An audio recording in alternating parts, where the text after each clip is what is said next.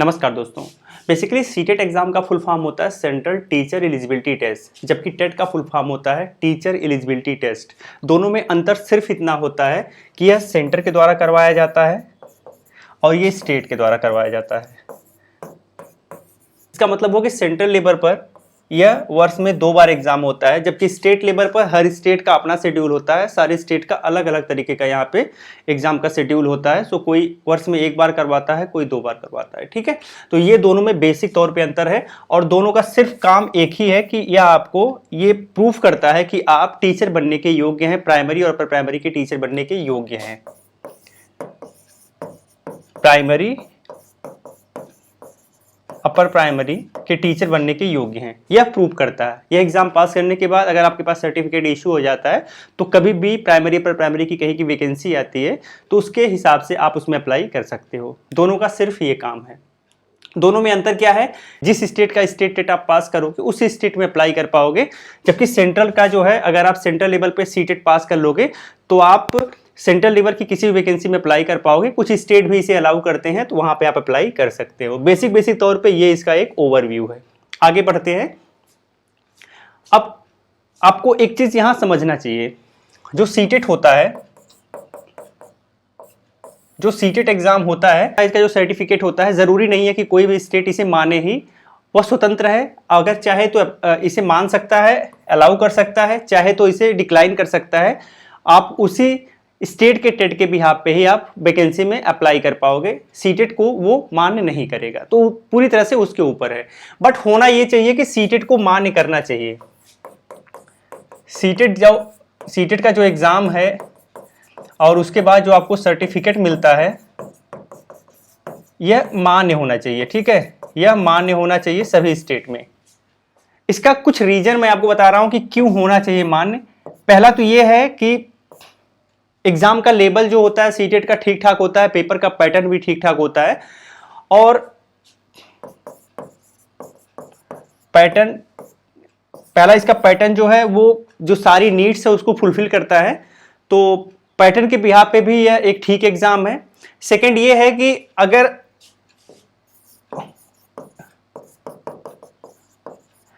यह एक ऐसा एग्जाम है जो कि सारी रिक्वायरमेंट्स को फुलफिल कर सकता है। तो आप किसी भी स्टेट के हैं, अगर आप सीटेट एग्जाम पास कर लें तो आप इजीली वहां की वैकेंसी में अप्लाई कर सकते हैं।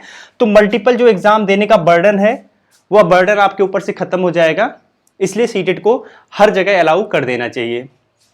थर्ड ये है कि अगर आप सीटेट एग्जाम पास हो जाते हैं तो आपको अलग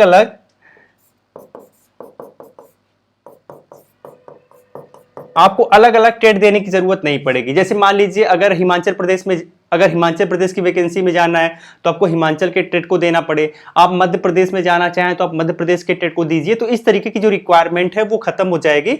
हर जगह के लिए सीटेट अगर आप पास हो गए हैं तो फाइनली आप वहां पे दे सकते हैं।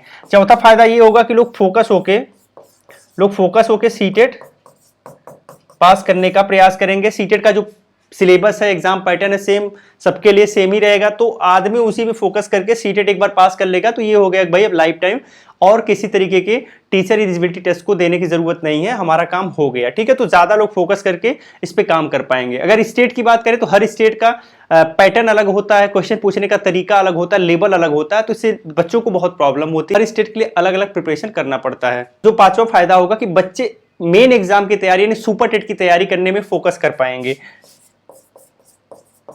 सुपर टेट की तैयारी करने में फोकस कर पाएंगे। तो ये कुछ फायदे हैं।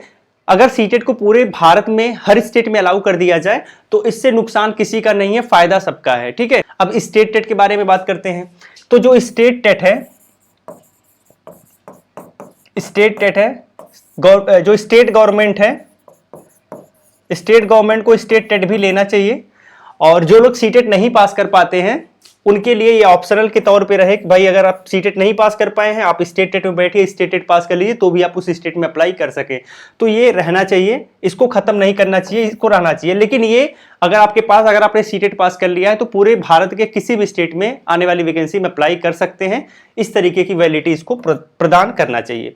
अब मैं किस बिहाफ पे कर रहा हूं, अब आप अगर हायर एजुकेशन की तैयारी करते होंगे तो आप सेंट्रल लेवल पर एक एग्जाम होता है नेट, नेशनल एलिजिबिलिटी टेस्ट। ठीक है। और स्टेट लेवल पर भी, सेंट्रल लेवल पर होता है, ये स्टेट लेवल पर जो होता है उसको बता देते हैं। तो स्टेट लेवल पर भी एक एग्जाम होता है जिसे स्लेट कहते हैं या फिर सेट कहते हैं, ठीक है। हायर एजुकेशन में अगर आप जाना चाहते हैं, असिस्टेंट प्रोफेसर बनना चाहते हैं, उसके लिए होता है असिस्टेंट प्रोफेसर। अगर आप बनना चाहते हैं तो आपको नेट एग्जाम पास करना पड़ेगा, या फिर अगर आप नेट नहीं पास कर पाए, आप स्लेट या फिर सेट पास करेंगे तो भी अप्लाई कर सकते हैं। तो ये एक बेसिक एलिजिबिलिटी टेस्ट होता है जो कि ये बताता है कि आप असिस्टेंट प्रोफेसर बनने के योग्य हैं। अब ये मैं आपको एग्जाम्पल के तौर पे इसलिए देना चाहता हूं क्योंकि ये सेंट्रल लेवल पर नेट का एग्जाम होता है, और नेट का एग्जाम अगर आप नेट पास कर लिए, सर्टिफिकेट अगर आपको इशू हो गया, तो ये सर्टिफिकेट पूरे भारत के किसी भी स्टेट में अगर असिस्टेंट प्रोफेसर की वैकेंसी चल रही है, आप अप्लाई कर सकते हैं। हर जगह के लिए नेट स्वीकार किया जाता है और इसके बिहाफ पे आप कर सकते हैं। दूसरी चीज ये है कि अब स्लेट और सेट की बात आती है, तो स्लेट और सेट भी अलाउ है, लेकिन आप सेम स्टेट के लिए है, सेम स्टेट। जैसे मान लीजिए अगर आप एमपी में जाना चाहते हैं, एमपी के असिस्टेंट प्रोफेसर बनना चाहते हैं, तो आपके पास या तो नेट होना चाहिए, अगर नेट नहीं है तो आपने अगर स्लेट या फिर सेट पास किया हुआ है तो आप अप्लाई कर सकते हैं। लेकिन ये जो स्लेट और सेट है वो एमपी का ही होना चाहिए, किसी अदर स्टेट का सेट, किसी अदर स्टेट का स्लेट या सेट किसी अदर स्टेट में एप्लीकेबल नहीं होता है, लेकिन नेट पूरे भारत में कहीं भी किसी भी स्टेट में एप्लीकेबल होता है। जैसे नेट एक सेंट्रल लेवल का परीक्षा है, यूजीसी के द्वारा ऑर्गेनाइज किया जाता है, एनटीए इसे करवाती है, तो ये हर जगह मान्य है, हर स्टेट में मान्य है। तो एक बार अगर आपने मेहनत करके नेट एग्जाम पास कर लिया तो फिर आपको और किसी स्टेट का सेट या स्लेट एग्जाम पास करने की जरूरत नहीं है, आप हर स्टेट की वैकेंसी में अप्लाई कर सकते हैं इसके बिहाफ पे। तो बच्चों के साथ अच्छी बात यह है कि एक बार अच्छे से तैयारी करके नेट एग्जाम निकाल लेते हैं और वो लाइफ टाइम के लिए असिस्टेंट प्रोफेसर बनने की योग्य हो जाते हैं, उन्हें किसी और एग्जाम को देने की जरूरत नहीं पड़ती है, तो वो इफिशियंसी के साथ असिस्टेंट प्रोफेसर की तैयारी कर पाते हैं। ये ज़्यादा फायदा है, छात्रों के हित में है। यही प्रोसेस, इसी बात के लिए मैं कह रहा हूं कि अगर यही प्रोसेस सीटेट के लिए भी फॉलो किया जाए तो उसमें कुछ गलत नहीं होगा, किसी के साथ कोई नाइंसाफी नहीं होगी, सारे स्टूडेंट्स का फायदा होगा। तो सरकार को इस पे गौर करने की जरूरत है। जो बहुत सारे एग्जाम बच्चों को देने पड़ते हैं वो बच्चों के लिए बर्डन है, तो ये बर्डन खत्म होना चाहिए। उम्मीद करते हैं वीडियो अच्छी लगी होगी, लाइक एंड शेयर जरूर करिएगा। जय हिंद।